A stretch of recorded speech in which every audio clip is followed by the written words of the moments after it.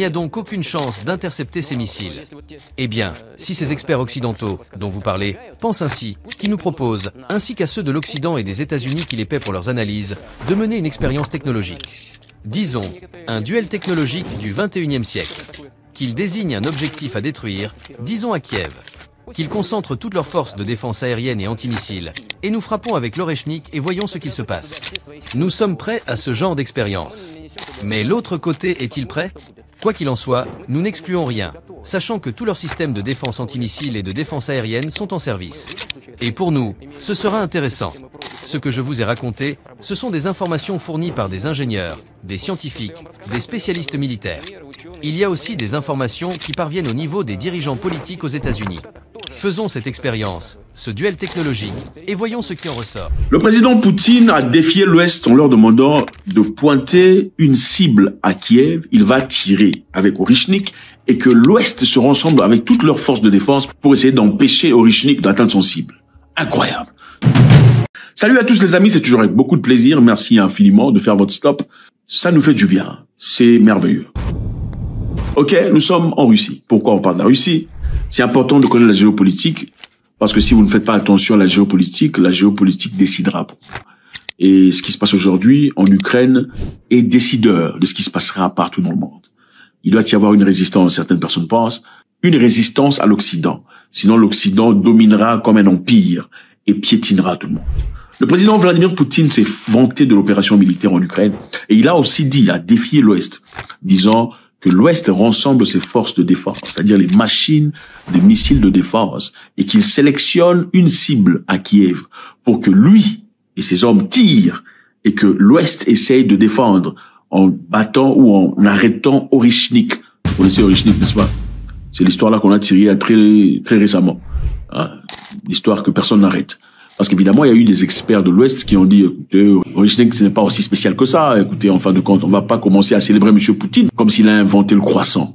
Et M. Poutine a dit en rétaliation, écoutez, si vous pensez qu'Oreshnik n'est pas aussi intéressant, dans ce cas, sélectionnez une cible à Kiev. À Kiev, pas dans les périphéries, mais à Kiev, pour que nous tirions, afin que vous emmeniez vos systèmes de défense et contrer Oreshnik pour qu'on le voie. Eh bien, si ces experts occidentaux, dont vous parlez, pensent ainsi, qui nous proposent, ainsi qu'à ceux de l'Occident et des États-Unis qui les paient pour leurs analyses, de mener une expérience technologique. Disons, un duel technologique du 21e siècle. Qu'ils désignent un objectif à détruire, disons à Kiev. Qu'ils concentrent toutes leurs forces de défense aérienne et antimissiles, et nous frappons avec l'Oreshnik et voyons ce qu'il se passe. Alors, qu'est-ce qui s'est passé ensuite? Il n'y a pas eu de réponse. M. Poutine a aussi dit que la guerre en Ukraine a renforcé la Russie, a nié que l'éviction de son principal allié Bachar al-Assad ait nui au prestige de Moscou. Donc Poutine dit la guerre en Ukraine a renforcé son pouvoir, a renforcé son pays. Il a affirmé que l'envoi des troupes en Ukraine en 2022 avait renforcé la puissance militaire et économique de la Russie. Beaucoup de personnes diraient le contraire, n'est-ce pas? C'est vrai que beaucoup de personnes pensaient le contraire. On se disait, puisque la Russie a été sanctionnée de partout, la Russie est le pays le plus sanctionné du monde aujourd'hui. On s'attendait à ce que l'économie tombe, on s'attendait à ce qu'il y ait la faim, la soif, les difficultés. La Russie dit aujourd'hui à travers M. Poutine qu'elle est devenue beaucoup plus forte qu'elle n'était dans le passé. C'est-à-dire, elle a une indépendance qu'elle n'a jamais eue dans le passé. Vous savez, quand vous vous mettez dans le coin, hein, on vous balance dans le coin, de l'objectif de vous détruire, et en fin de compte, vous n'en mourrez pas. Vous savez ce qui se passe? Vous devenez 7 fois plus fort. Quand on vous a jeté dehors, ok, de la maison, sortez, quitte notre maison, hein, va dehors, tu n'as nulle part où aller. Et tu trouves un moyen de survivre, un moyen de manger, un moyen de t'abriter. Tu deviens 7 fois plus fort. Est-ce ce qui vient d'arriver à M. Poutine? Parce que finalement, ils se sont rendus compte qu'ils ne sont pas tombés. Je vous rappelle qu'au début de la guerre, les entreprises occidentaux se sont tous retirés de la Russie. Y compris McDonald's, H&M et tout le bazar. Ils sont tous partis. Même Apple, ils sont tous partis. Mais aujourd'hui, ils y sont, mais avec d'autres noms. McDonald's est rentré en Russie, mais ils ont un autre nom. Vous voyez un peu, vous voulez punir quelqu'un qui en réalité vous punit. La Russie est devenue beaucoup plus forte, dit-il, au cours de ces 2 ou 3 dernières années, parce qu'elle est devenue un pays véritablement souverain. Nous restons fermes en termes d'économie, nous renforçons notre potentiel de défense et notre capacité militaire est désormais la plus forte au monde. Donc les Russes sont en train de manufacturer, d'arranger, de préparer leur guerre mondiale. Ils savent que tout le monde s'attendait à ce que la guerre en Ukraine détériore la capacité russe, donc ils sont en train de travailler 24 heures sur 24 dans le but de rester toujours au top.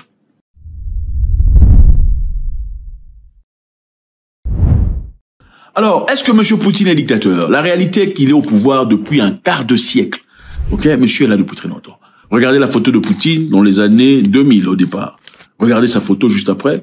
Regardez sa photo aujourd'hui. Poutine est président depuis très longtemps. Ok. Et évidemment, beaucoup de personnes trouvent que c'est dictateur d'être président pendant 25 ans dans un pays européen. Ah oui, la Russie est aussi un pays européen. Manifestement, pendant un temps, il échangeait avec Dimitri Medvedev. C'est vrai que j'ai pas prononcé correctement, mais c'est comme ça qu'il songeait. Il devenait président, lui devenait premier ministre, ainsi de suite. Alors, est-ce important d'être président pendant longtemps? Ou est-il obligé d'absorber ou d'accepter essentiellement la théorie ou la stratégie occidentale de démocratie? Faut-il nécessairement une démocratie pour qu'un pays avance? Pour l'interrogation, prenons l'exemple de la Libye. Pendant Kadhafi, la Libye était un pays prospère, okay, où les jeunes mariés recevaient 5 000 $ venant du gouvernement, gratos, un appartement gratuit. Pour toute personne désirant se lancer dans l'agriculture, le gouvernement octroyait des machines, des éléments, donnait aussi un entraîneur, un coach pour t'aider à travailler correctement. Et l'argent qu'on te donnait, on te demandait de rembourser quand tu veux. En Libye, d'un dictateur, M. Kadhafi, le pétrole, le carburant coûtait absolument rien.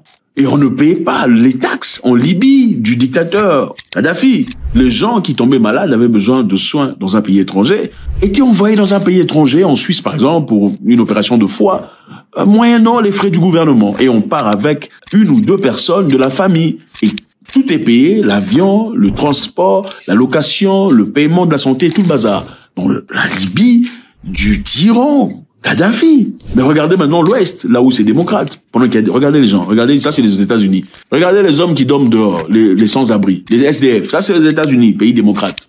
Aux États-Unis, il y a des gens qui ont des dettes de leur santé, des dettes allant jusqu'à 100 000, 150 000 $. Aux États-Unis, il y a des gens qui vivent dans des dettes de santé. Pour aller à l'école, il faut avoir des centaines de milliers de dollars en dette. C'est ça, la démocratie qu'on veut apporter au monde. Alors, la question est celle-ci. Est-il essentiel d'être démocrate pour être un pays prospère? Point d'interrogation. Est-ce que M. Poutine, en restant au pouvoir pendant longtemps, dans l'objectif de garder l'intégrité russe sur le plan mental, émotionnel et sur le plan politique, c'est-à-dire ne pas changer la Russie à la Norvège, que la Russie garde l'histoire selon laquelle les hommes sont hommes, les femmes sont, ouais, il n'y a pas papa, papa, maman, maman. C'est ça l'idéologie russe.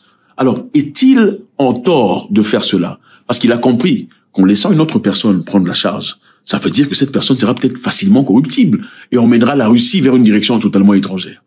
Alors, devrait-il rester au pouvoir ou pas? Pour l'interrogation. La Russie accuse l'Ukraine d'une attaque massive de drones sur une population civile. On a vu des vidéos où il y avait un drone spécifiquement qui attaquait un immeuble de luxe dans la ville de Kherson, à 1000 km de la frontière. 1000 km, c'est loin. Okay? Un drone qui vole à 1000 km, c'est très loin. Et c'est-à-dire, l'Ukraine n'a pas réclamé cette attaque. Mais la Russie a promis de retalier, en tout cas de frapper dur à cause de ça. Mais nous estimons que cette frappe sur ce parage civil, c'est en rétaliation pour les frappes sur Kiev. Alors, M. Poutine a-t-il raison de ne pas frapper avec la bombe atomique? Ou peut-être est-il en train de considérer aussi la vie de ceux qui n'ont absolument rien à voir avec cette guerre? Il dit, quiconque essaie de détruire, et quelle que soit l'ampleur de ses efforts, il sera lui-même confronté à des destructions bien plus importantes et regrettera ce qu'il essaie de faire dans notre pays. Va-t-il vraiment frapper ou est-il en train de raconter des bobards? Puisqu'il a promis de frapper avec la bombe nucléaire, il n'a pas fait. Mais avait-il raison de le faire? Faudrait-il le pousser au point qu'il frappe avec une bombe nucléaire pour voir qu'il a vraiment tort ou qu'il n'est pas en train de raconter des bobards?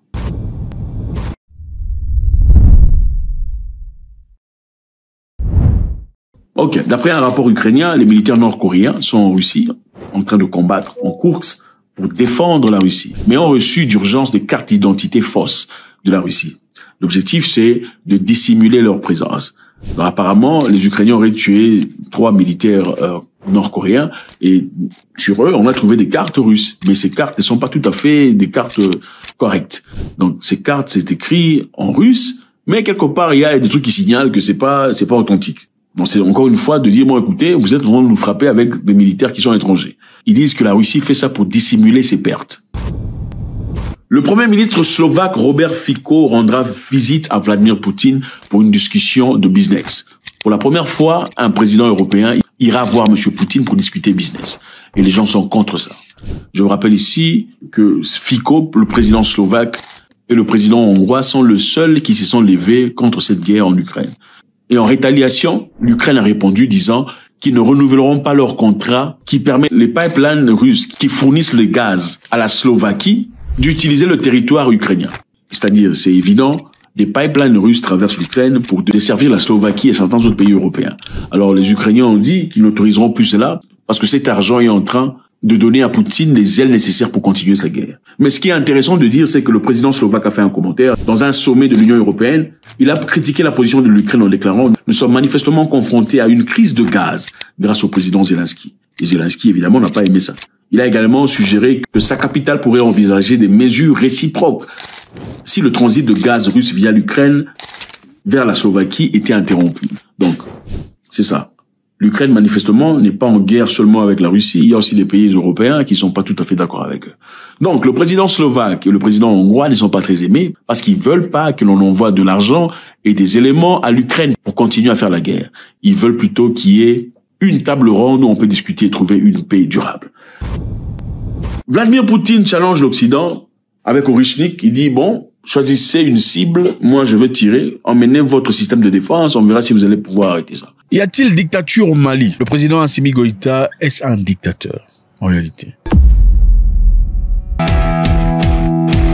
Vous avez quelque chose dans la vie, un dirigeant peut commencer bien.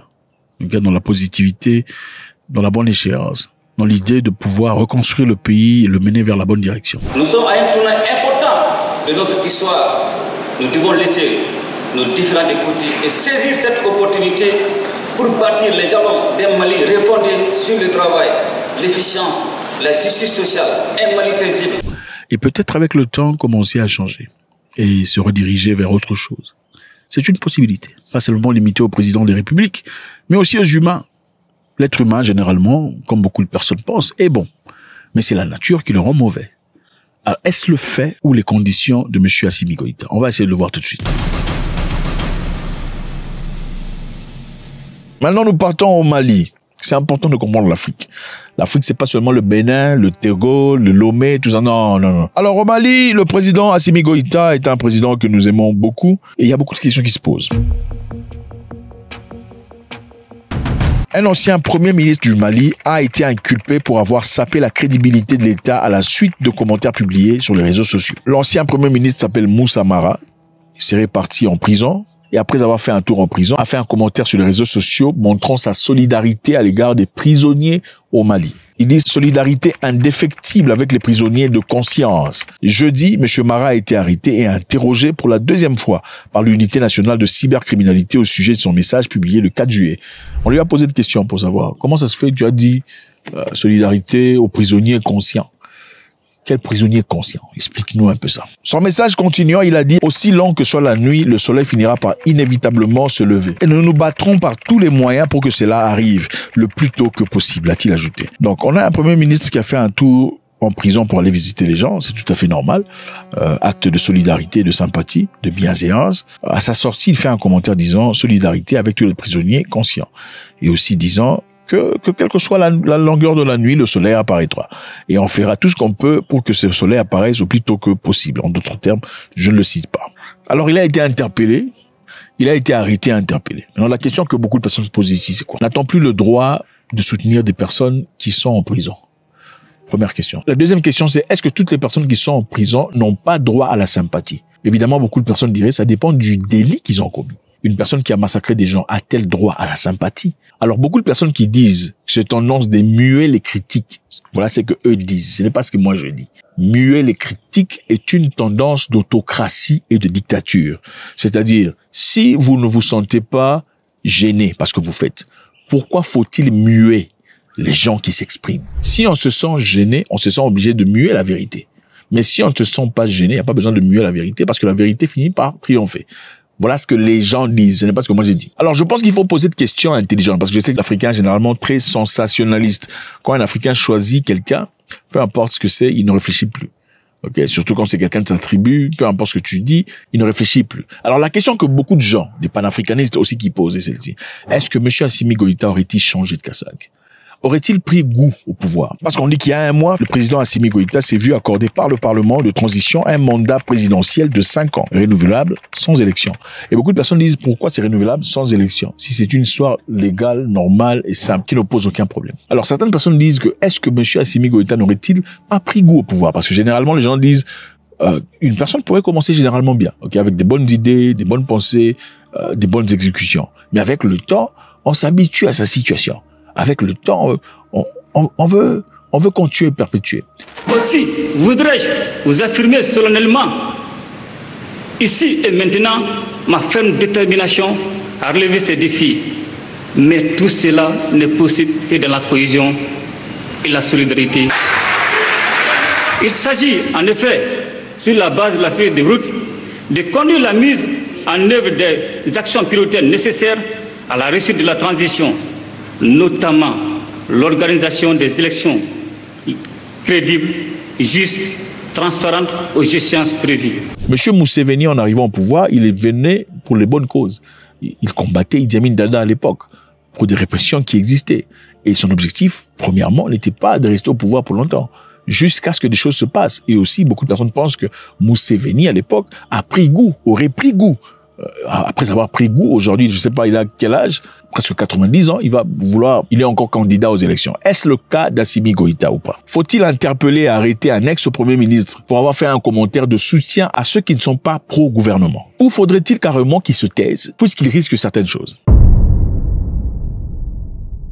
Alors, il faudra aussi rappeler ici qu'il est important de retenir que quand vous, en tant que ex-premier ministre, faites un commentaire comme celui-ci, c'est-à-dire que vous remettez en question la crédibilité du gouvernement et du système judiciaire. Quand un ex-premier ministre parle, tout le monde écoute, parce que ce qu'il a à dire est très important. En tout cas, ce qu'il a à dire porte beaucoup plus de poids que ce qu'un individu lambda dirait. Le procureur de l'unité des criminalités a déclaré que parler de prisonniers de conscience et affirmer vouloir se battre pour eux constituait une infraction. Vendredi, en plus de l'accusation de saper la crédibilité de l'État, il a été également inculpé pour opposition à l'autorité légitime et incitation au désordre public. Alors, est-ce que quand vous dites soutien à ces gens-là, c'est inciter le désordre public? C'est une possibilité, parce qu'il y a des gens certainement qui se diraient, bon, si l'ex-premier ministre soutient ceux-là qui sont à prison, c'est-à-dire que on devrait le soutenir. Il n'est pas fou pour le dire. Il doit avoir des raisons pour lesquelles il le dit. Alors le président serait-il, comme ces gens disent, devenu quelqu'un de différent ou pas? Point d'interrogation. Ce qui est évident, depuis l'arrivée d'Assimi Goïta, beaucoup de choses ont positivement changé. Le gouvernement a fait beaucoup d'efforts, ça c'est évident. On a adopté un nouveau code minier en 2023 qui permet à l'État d'acquérir jusqu'à 30% de participation de nouveaux projets miniers et impose des redevances plus élevées. C'est-à-dire qu'il y a plus de recettes pour le Mali qu'il y en avait dans le passé. Ça c'est un objet très fort.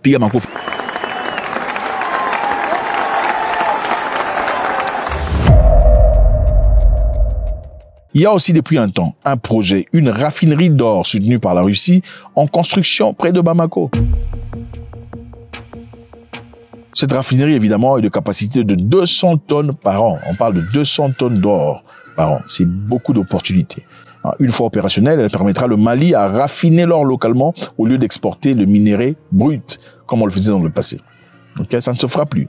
Le minerai brut malien sera procédé, travaillé au Mali. Ça n'ira plus en France et ailleurs, comme on le faisait dans le passé, bénéficiant les autres, créant des emplois pour ceux qui ne sont même pas maliens. Ceci permettra de conserver la plus grande part de la valeur ajoutée dans le pays. Le peuple malien a demandé à ce que l'or du Mali brille pour les Maliens. C'est dans ce cadre que plusieurs actions ont été initiées, à savoir l'audit du secteur minier, l'élaboration et l'adoption du code minier et aussi la loi sur le contenu local.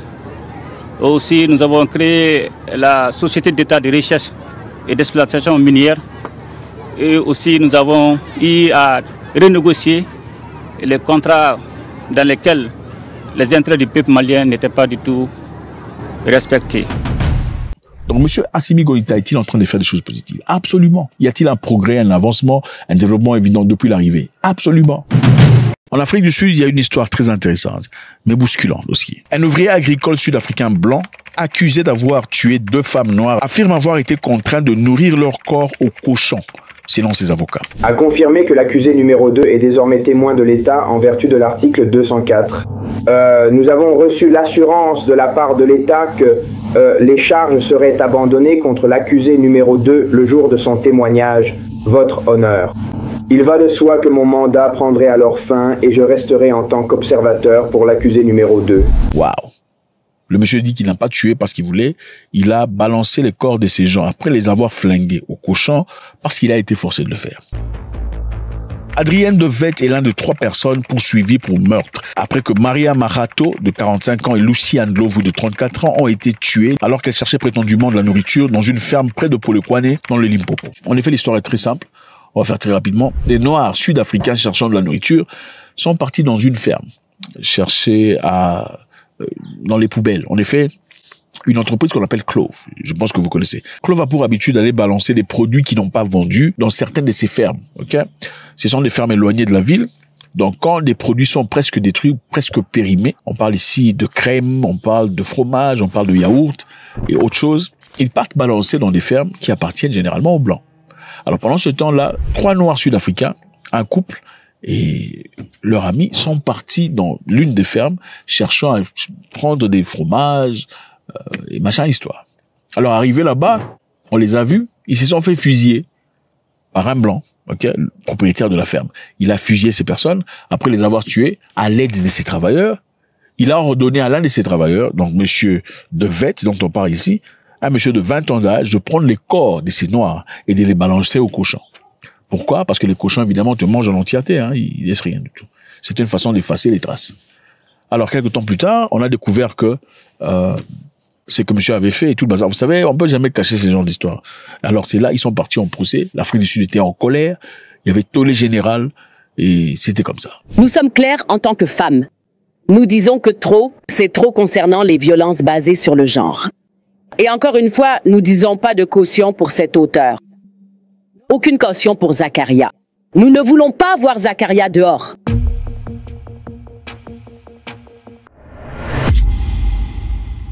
Le contexte de l'Afrique du Sud est très simple. Un pays qui a été malmené jusqu'en 1994.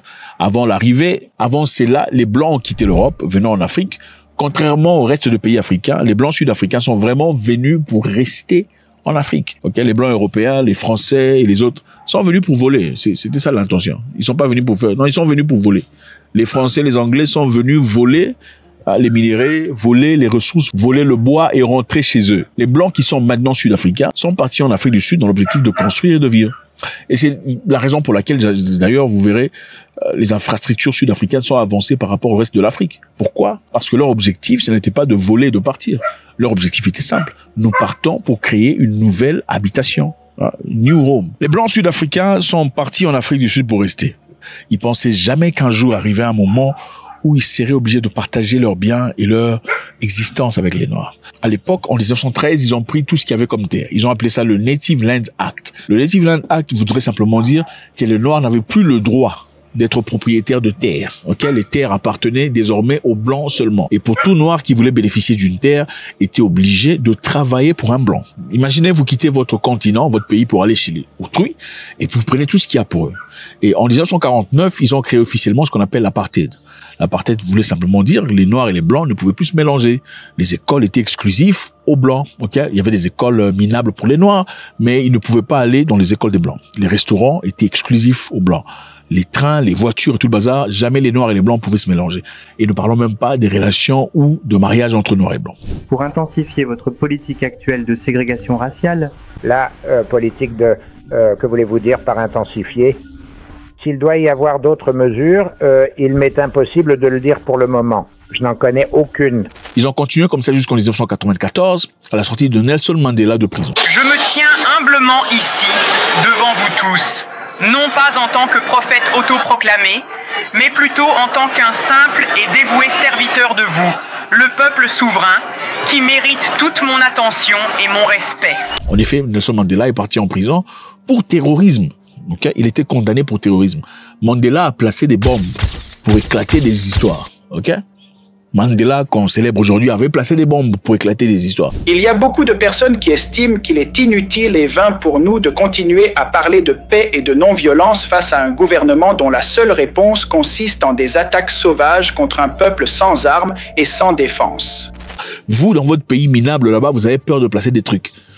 pour votre libération. Bref, continuons notre histoire. Avec ces tendances, les Noirs et les Blancs, même s'il y a eu indépendance ou comment vous appelez ça, freedom en 1994, jamais, plus jamais, il ne faudra que cette belle et précieuse terre ne connaisse à nouveau l'oppression, la domination et la souffrance de l'un par un autre. La tension n'est jamais partie. Okay?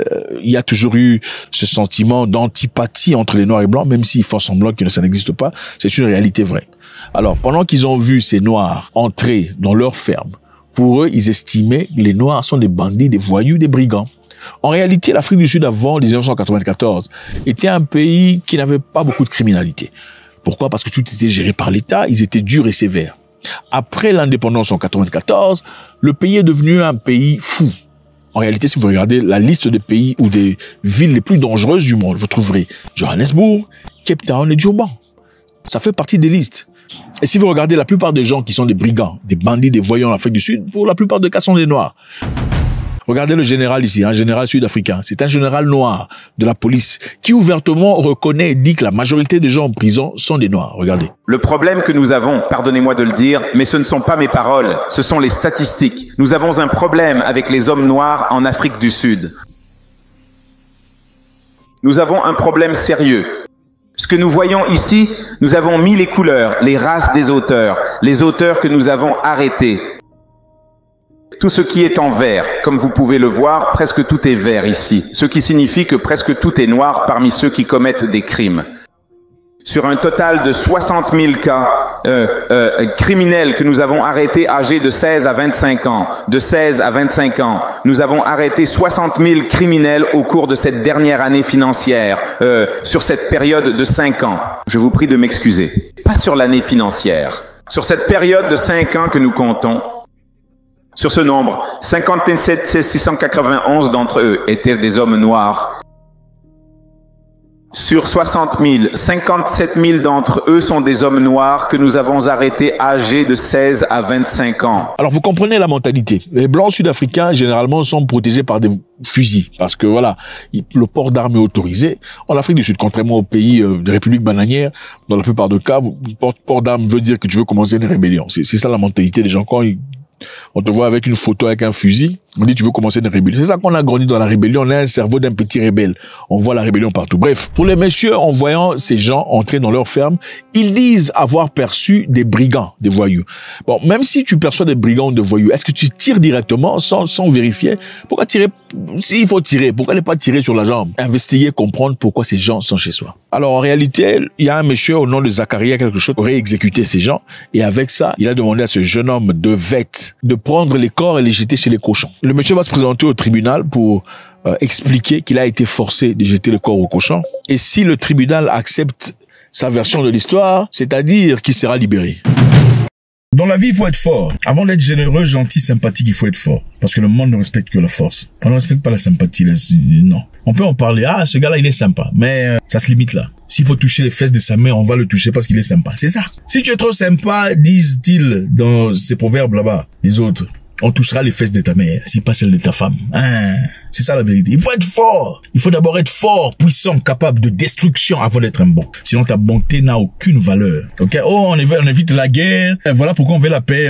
Non, tu es un moumou. On a touché les fesses de ta mère. Ok? Une personne ne peut pas rentrer dans la maison qui t'appartient en disant je veux rentrer, je veux voir tes derrière, je veux voir tes filles, tout ça. Toi tu dis bon, entrez parce qu'on ne veut pas la guerre. Nous sommes des priards. Ok? Les gens qui prient trop, moi ça ne m'intéresse pas beaucoup. Je sais que ça vous a dérangé, mais c'est la vérité. Les gens qui prient trop avec très peu d'action, j'aime pas. Ce sont des envoyés du diable. Ils sont là pour décourager ceux qui sont travailleurs, bosseurs. Les gens qui prient trop, sans action, sont des envoyés du diable. Vous entendez? Lundi à la prière, mardi à la prière, mercredi à la prière, jeudi à la prière, le 1er, le 15, le 30, sont des agents du diable. Parce que Dieu d'abord dit, ce ne sont pas les mots tralala qui touchent son cœur, absolument pas. Loin de moi, vous êtes des menteurs. Les hommes vrais sont sur le champ de bataille. Hey! Les hommes vrais sont sur les champs de bataille en train de tomber pour une cause qui en vaut la peine. C'est ça, les hommes de Dieu. David est sorti dans la guerre, il est parti mourir, mais il n'est pas mort parce qu'il était fort, il avait la grâce de Dieu. Mais il est d'abord sorti faire la guerre. Tous ces gens-là dans vos Bibles, les Jephthé, toutes vos histoires-là, toutes ces personnes sont sorties pour aller se battre. Vous êtes Seigneur va trouver la solution. Seigneur va trouver. Israël, ils ont la bombe atomique. Vous attendez la solution venant de Dieu. Voilà pourquoi. On va toucher les fesses de vos mères. On va toucher les fesses de vos mères. Ok? Vous signerez des ententes qui n'ont ni tête ni queue, qui n'ont absolument pas de sens, parce que vous n'avez pas de force. La force est très importante. Un homme doit avoir la force. Tu dois être fort avant d'être sympathique et gentil. On ne respecte que la sympathie d'une personne forte. Ah, le gars là, il est humble. Il a tellement d'argent comme ça. Vous voyez comment on apprécie l'humilité d'une personne. Ah, je savais pas qu'il avait tout ça. Mais comment il a jamais mentionné? Moi, je pensais qu'il avait... Mais je suis surpris. Oui, vous appréciez son humilité parce que vous avez compris sa force. Ah oui, j'ai entendu une personne dire, ah, ce monsieur pauvre là, il est humble. Jamais de la vie. Jamais. On ne respecte pas l'humilité du pauvre. Jamais de la vie. On respecte l'humilité du fort. Ah, le monsieur là est fort. Il n'a pas réagi. On l'a bousculé comme ça. Mais attendez, mais le gars là, il savait pas ce qu'il faisait. Le gars là, il est trop fort. Il allait le casser la gueule. Il allait le détruire, mais il n'a rien fait. J'apprécie son humilité parce qu'il est fort. Mais il y a un faiblard avec son gros ventre. Non, il faut pas jouer. Il y a déjà gros ventre mais fort. Il y a un faiblard dans ce coin-là. On le pousse, on le bouscule, c'est rien. Vous savez qu'il est en incapacité de réagir. On ne peut pas apprécier cela. Il faut être fort dans la vie. Je répète, les gens qui prient du lundi à lundi sans faire des actions sur place sont des envoyés du diable. Pourquoi? Dans toute génération, toute révolution a été l'idée par quelqu'un. Une personne qui faisait pas seulement face à la population pour les encourager, il faisait aussi face à Dieu pour son inspiration. C'est-à-dire une personne inspirée par Dieu, mais qui est partie sur le terrain, pousser la population à se révolter. Maintenant, quand votre leader commence à vous prêcher, non, vous voyez, toute l'autorité vient de Dieu, acceptez l'esclavage, acceptez la misère, parce que cette personne qui était placée vient, c'est l'envoyé du diable. Si votre pasteur à l'église ne vous prêche jamais la révolution, la force, c'est un envoyé du diable. Si votre leader spirituel, votre imam ne vous prêche jamais la révolution, la force, la bataille, la guerre, pour ce qui vous est dû, c'est un envoyé du diable. La Russie a annoncé lundi de ne plus adhérer à un traité de désarmement nucléaire dont les États-Unis s'étaient déjà retirés depuis longtemps. Félicitations à la Russie. Les Russes se retirent, c'est-à-dire votre deal n'a aucun sens. Pourquoi nous, on va rester dans un deal où vous avez déjà quitté? Ça n'a aucun sens. Je répète, la Russie a annoncé lundi ne plus adhérer à un traité de désarmement nucléaire. C'est fini. Donc vos histoires là, c'est fini. C'est la force. C'est la force qui prime sur la raison. Écoutez, la force prime sur la raison. La raison n'est qu'applicable venant d'une personne forte. On ne respecte pas la raison des faibles. Et on ne respecte pas la raison de... Vous pouvez avoir raison, ça m'appartient. Vous voyez, tout ça, ça m'appartient. Ce sont mes oranges, j'en prends mes oranges. Tu n'es un faible. On ne peut pas respecter ça. On dit, mais oui, mais d'accord, ce sont des oranges, il faut partager avec le voisin. Vous voyez votre arbre orangier, c'est quand même pas penché vers la maison du voisin. Dans ce cas, ce qui tombe chez le voisin, c'est au voisin. Juridiquement, vous voyez, oui, parce que vous n'avez pas de force. Vous verrez quoi?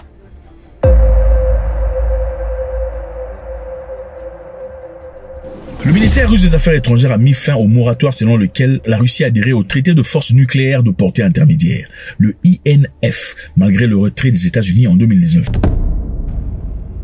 La Russie évoque des raisons très simples, ok? Si vous ne nous respectez pas, on ne vous respecte pas. Et vous ne pouvez seulement parler comme ça si vous êtes fort. Un homme faible ne peut jamais dire à un fort, si tu ne me respectes pas, c'est pas possible. Parce qu'il a des trucs à perdre, soit il va perdre son boulot, ou bien il va se faire taper, ou bien c'est sa femme qu'on va toucher les fesses. C'est ça. Quand on est faible, c'est ça. La Russie justifie sa décision par plusieurs facteurs. Donc, les amis, on parle ici d'une histoire, c'est-à-dire, les Russes ont finalement dit, nous n'allons plus respecter votre traité de nucléaire, hein, le traité qu'on avait signé là, d'éviter la prolifération, qu'il n'y ait pas trop de bombes nucléaires disponibles pour éviter de détruire le monde complètement. Nous, on se retire. On n'en veut plus. Leurs raisons sont les suivantes. Les États-Unis ont déployé des lanceurs de missiles Typhoon aux Philippines et des systèmes hypersoniques Dark Eagle en Australie lors des exercices Talisman Sabre en 2025 auxquels participaient 19 pays. C'est-à-dire, quand les Américains sont partis faire leur entraînement, leur exercice militaire, ils ont profité de l'occasion pour déployer des missiles hypersoniques à différents endroits. Ça n'y était pas avant. Okay? Vous savez, généralement, les pays peuvent se léguer, allons faire un entraînement ensemble, tout le bazar. Eux ont saisi cette opportunité pour finalement placer des systèmes hypersoniques en Philippines et des missiles Typhoon en Australie. La Russie perçoit l'extension de l'OTAN, notamment l'adhésion de la Finlande, comme une menace stratégique. La Finlande, évidemment, regardez sur la carte, tout près de la Russie, ne faisait pas partie de l'OTAN. Donc récemment, à travers leur politique, la Finlande maintenant fait officiellement partie de l'OTAN. En fait, la Finlande et la Russie n'ont jamais vraiment eu de problèmes. Les vraies difficultés qu'ils ont eues remontent à très longtemps. Donc ils n'ont aucune raison de vouloir faire partie de l'OTAN.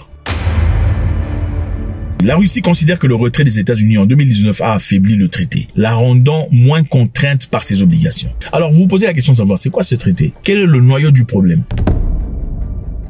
Alors le traité de force nucléaire à portée intermédiaire est un accord de désarmement signé en 1987 entre les États-Unis et l'Union soviétique. À l'époque, évidemment, c'était un moment très difficile parce que la guerre froide battait son plein. Et en ce moment-là, c'était deux superpuissances qui s'opposaient les unes des autres, les États-Unis et l'Union soviétique. Et à l'époque, il y avait course aux armes. On essayait d'acquérir l'arme la plus destructrice, l'arme la plus nucléaire parmi les nucléaires. C'était cette course. Mais en 1987, Mikhail Gorbatchev de la Russie et Ronald Reagan se sont mis ensemble pour discuter et chercher une façon d'éteindre le feu. C'est-à-dire, trouvons un moyen à travers lequel on peut faire la paix. Ok, on va arrêter de pas seulement de construire ces missiles, on va les détruire, ok? On va essayer de se rapprocher, on va essayer de trouver une paix. Alors, comme il y avait une vraie menace, les missiles terrestres de moyenne portée, c'est-à-dire de 500 km à 5500 km, représentaient une menace majeure en Europe, capable de frapper rapidement des cibles dans les décors. Donc, on pouvait frapper sur Paris sans difficulté. On pouvait frapper sur Moscou sans difficulté et c'était un danger éminent. Alors, les raisons principales étaient de réduire les risques de guerre nucléaire. Le traité visait évidemment à éliminer une catégorie entière d'armes nucléaires terrestres, c'est-à-dire des missiles balistiques de croisière à portée intermédiaire et inférieure. Les missiles balistiques sont très rapides, missiles de croisière, tout ça. Il fallait limiter ça. En fait, vous avez trop d'armes. Il y a trop d'armes. Diminuons. Et ce ne sont que les forts qui peuvent parler comme ça. Les forts n'ont pas le temps pour les faibles. C'est petit, viens ici ou bien.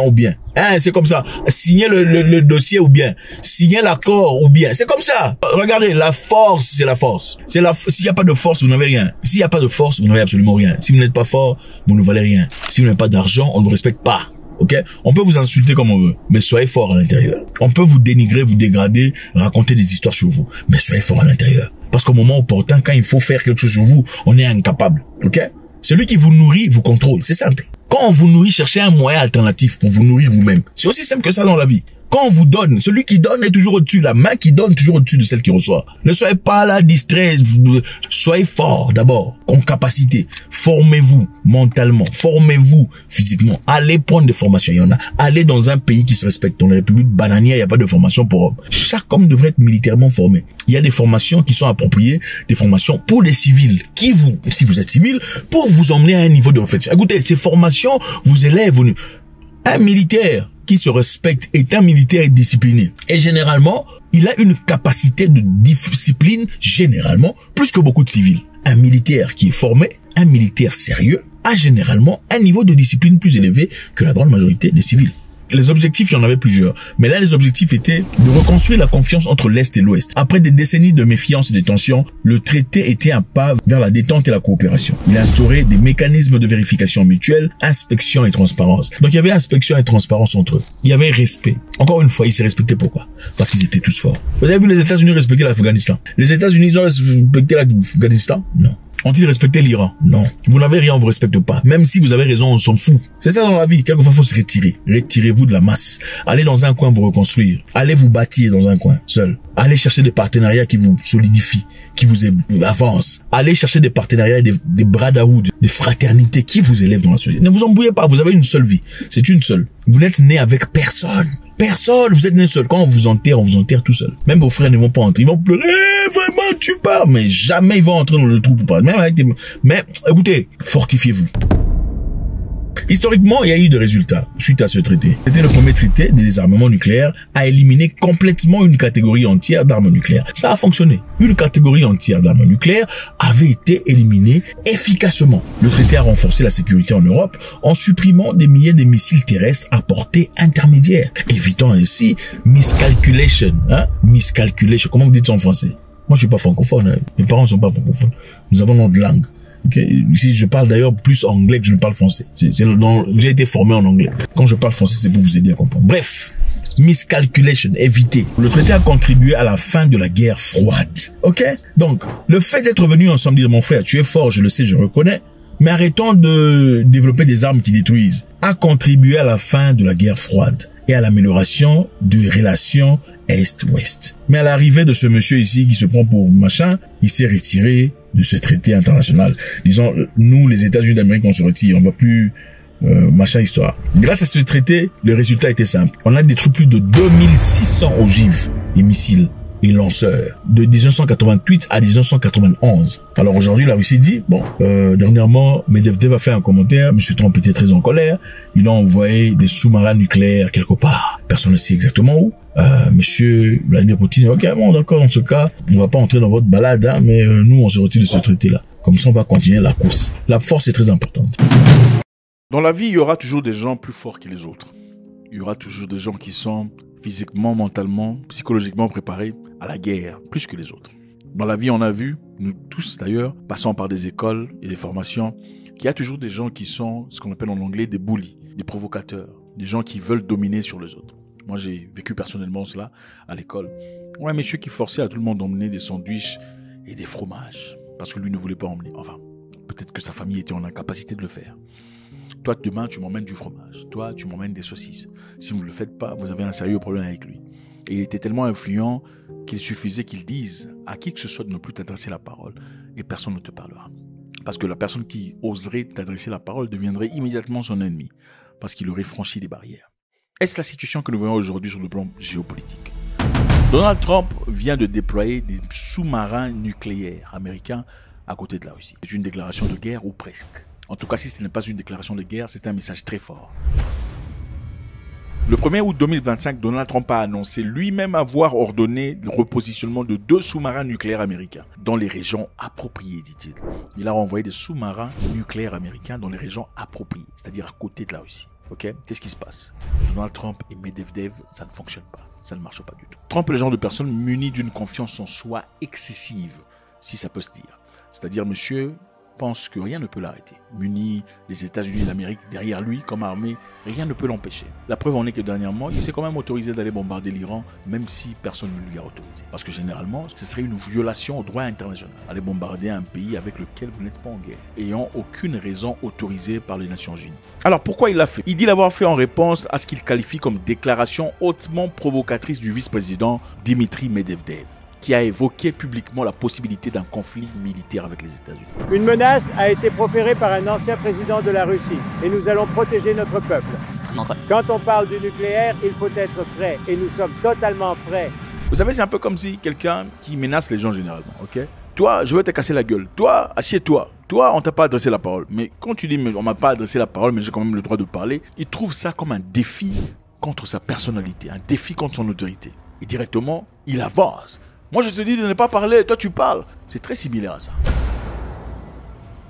Trump a présenté cette manœuvre comme une mesure de précaution. Il dit que c'est une précaution. Okay? Pour protéger les États-Unis d'Amérique, ils vont envoyer des sous-marins nucléaires à côté de la Russie. Comment est-ce pour protéger les États-Unis? Trump continue en disant « Les mots sont très importants au cas où ces déclarations insensées et incendiaires seraient plus que ça. » Donc les mots sont très importants. Dimitri Medvedev avait répondu à Trump. Il dit que chaque nouvel ultimatum formulé par Trump constituait une menace et un pas vers la guerre, faisant référence au système nucléaire de riposte automatique datant de la guerre froide. C'est-à-dire ceci. Trump a fait un discours disant qu'il donnait 50 jours à la Russie de trouver un deal, de finir la guerre avec l'Ukraine. 50 jours. En vertu de quoi? Je ne sais pas. Je suis déçu par le président Poutine parce que je pensais que nous aurions conclu un accord il y a 2 mois. Mais il semble que nous n'y parvenions pas. C'est pourquoi nous allons appliquer de nouveaux droits de douane si nous ne parvenons pas à un accord dans 50 jours. C'est très simple et ils seront de 100%. Vous voyez des gens qui se battent, tu dis je te donne 7 jours pour finir cette histoire. Sinon, tu en subiras les conséquences. Si c'est une personne faible, elle va obtempérer.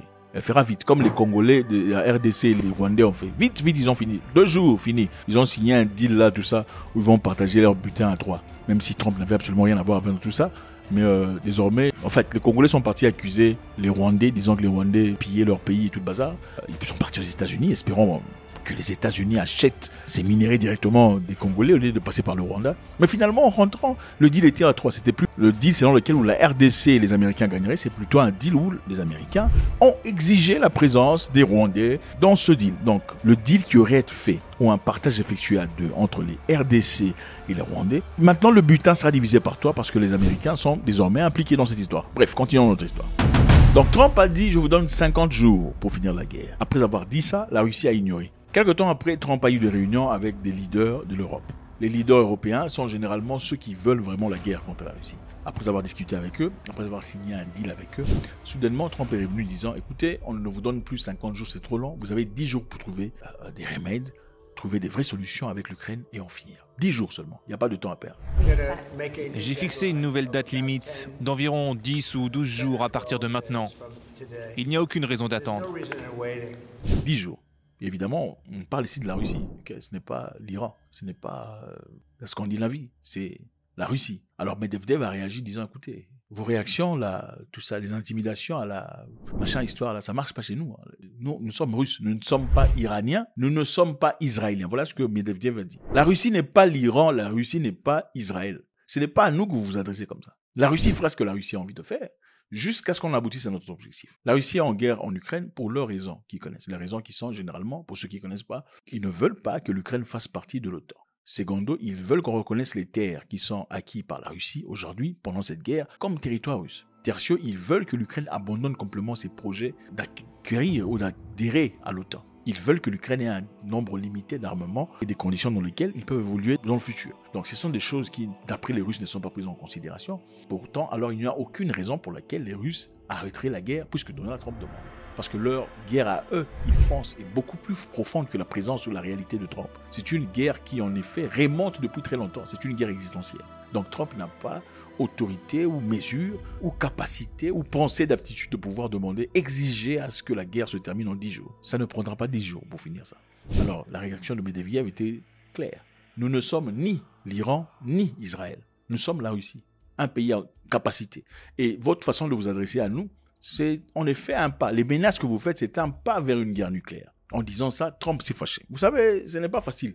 Quand vous parlez à une personne qui généralement reçoit ce qu'il veut, il faut le dire, dans la plupart des cas, Trump reçoit ce qu'il veut. Quand il demande un truc qu'il veut, quand il exige, est-ce que votre pays accepte des réfugiés qui ne sont pas les vôtres? Vous acceptez, sinon vous en subissez les conséquences. Dans le cas du Soudan du Sud, par exemple, où on a ramené des Soudanais illégaux aux États-Unis et parmi eux un Congolais. Pendant que le Soudan voulait ramener le Congolais aux États-Unis, les États-Unis ont dit, si vous osez faire ça, nous annulerons tous les visas des citoyens soudanais, même ceux qui l'ont acquis de manière légale aux États-Unis. Ils l'ont fait. Ils ont annulé tous les visas des Sud-Soudanais. Pourquoi? Parce que le Soudan a refusé d'accepter un Congolais qui n'est pas Soudanais. Et en acceptant cela, le Soudan du Sud espérait à ce que Trump renverse la vapeur. Ils n'ont pas fait ça. Ils ont dit on va vous garder comme ça jusqu'à ce qu'on verra que vous coopérez réellement avec nous. Que vous ne refusez personne. Alors là, on va vérifier. On verra dans le futur s'il faut rétablir cette histoire. Alors, Donald Trump qui, après avoir demandé au roi des Swatini, vous voyez sur la carte, des Swatini, de prendre des immigrés illégaux, des criminels, des violeurs, des tueurs dans son pays, il a accepté de le faire. Pour une personne habituée à avoir ce qu'il veut et une personne qui est respectée par tout le monde, quand vous résistez à son autorité en public, c'est la guerre. Monsieur Poutine ne dit rien, remarquez. Monsieur Poutine ne dit rien. En effet, après avoir attaqué l'Iran, Medvedev a fait un commentaire sur l'attaque effectuée par les Américains contre l'Iran. Donald Trump s'est fâché disant « Ah, toi, tu parles beaucoup. Voilà pourquoi tu n'es pas le président. Ok, tu joues au président, mais tu n'es pas le président. » Il n'a pas aimé ça. Pendant plusieurs jours, Trump et Medvedev se sont confrontés sur les réseaux sociaux après que Trump eut réduit son ultimatum à moins de 2 semaines. Medvedev a écrit « Trump joue au jeu d'ultimatum avec la Russie. Chaque nouvel ultimatum est une menace et un pas vers la guerre. » Et en parlant de guerre, il ne parle pas de guerre contre l'Ukraine. Il parle de guerre contre le pays de Trump. Trump a répliqué « Dites à Medvedev, l'ancien président raté qui croit toujours détenir le pouvoir, de surveiller ses propos. Il s'engage sur un terrain très dangereux. » Ça, c'est une menace évidente et claire. Dans le post suivant, Medvedev a évoqué le système de Dead Hand. C'est un système qui a été développé par les soviets à l'époque. En effet, c'était parce qu'ils craignaient une guerre nucléaire. Qu'est-ce qui se passe en guerre nucléaire? Quand on bombarde et la bombe tombe, ça tue beaucoup de personnes. Ils ont développé un système qui fonctionne au cas où, si jamais un jour on bombardait la Russie et que tout le monde était mort, le système de détection automatique va immédiatement tirer tout ce qu'il y a comme ogive nucléaire russe vers le pays qui a bombardé la Russie. Donc c'est automatique. Même si vous détruisez la Russie totalement et que tout le monde meurt, vous allez aussi recevoir des bombes atomiques qui retombent sur vous. Alors M. Medvedev a fait mention du dead end. Il a dit la Russie a ce qu'on appelle le dead end. Vous pouvez placer ce que vous voulez là où vous voulez. La situation inquiète parce que Trump a lancé un ultimatum strict. Échéance du 8 août. Donc le 8 août, c'est le dernier jour. Il a exigé des avancées de paix ou menaçant des sanctions sévères contre la Russie. Il a fait repositionner ses sous-marins nucléaires en proximité de la Russie. Un signal militaire grave. Alors comment la Russie doit réagir dans ce cas? Beaucoup de personnes disent que la Russie devrait en réciprocité envoyer des sous-marins des mêmes ampleurs vers les États-Unis d'Amérique. Mais apparemment, la Russie n'a pas encore réagi. En tout cas, M. Poutine n'a pas encore fait de réaction par rapport à ça.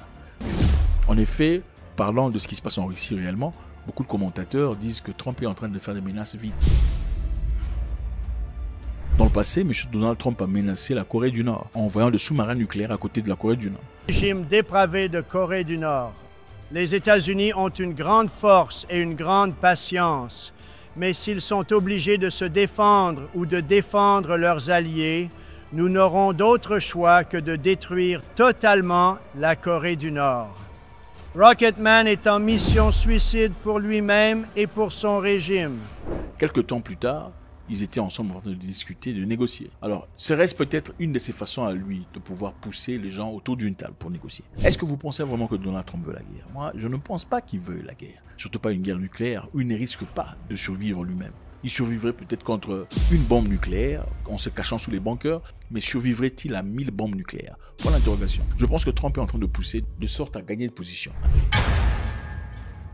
Je pense qu'ils sont en train de se tester les limites mutuellement. Ceci est clairement des avertissements publics. Et Trump, surtout dans ce cas, cherche à prendre l'avantage pour les pourparlers sur le conflit ukrainien et l'influence mondiale. Vous savez, Trump est censé signer un contrat, en tout cas un deal avec l'Ukraine. Un deal sur les minéraux ukrainiens. Un deal qui jusque-là n'a pas encore été finalisé parce que la guerre continue. Le risque est réel, une erreur de jugement, un incident accidentel ou une escalade soudaine pourrait déclencher une crise bien plus grave. Alors dites-moi, est-ce que Medvedev a bien réagi en repoussant Trump et disant « il ne faut pas nous parler comme si nous étions l'Iran ou Israël, parce que nous ne le sommes pas ». Est-ce d'après vous la raison pour laquelle Trump semble irrité? Pensez-vous que M. Trump est irritable à chaque fois qu'il fait face à une opposition résistante? Pensez-vous que le meilleur moyen de trouver de solution avec Trump, c'est de lui parler avec douceur et candance, ou de résister fermement comme l'a fait la Chine quand il les a frappés des tarifs internationaux? Pourquoi Vladimir Poutine jusque-là ne réagit pas? Serait-il peut-être derrière les paroles de Medvedev, mais ne voudrait pas montrer sa face? Sinon, pourquoi Medvedev se permettrait de dire des choses aussi inflammatoires, aussi résistantes, aussi pas défiantes, si M. Poutine n'était pas au courant? Faites-moi savoir ce que vous en pensez. Les amis, YouTube nous dit que beaucoup parmi vous suivez la vidéo, mais vous n'êtes pas abonnés. Pourquoi n'êtes-vous pas abonnés? Je vous encourage, s'il vous plaît, de faire un commentaire.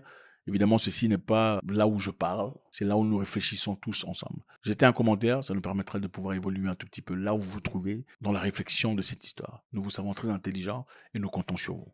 God bless.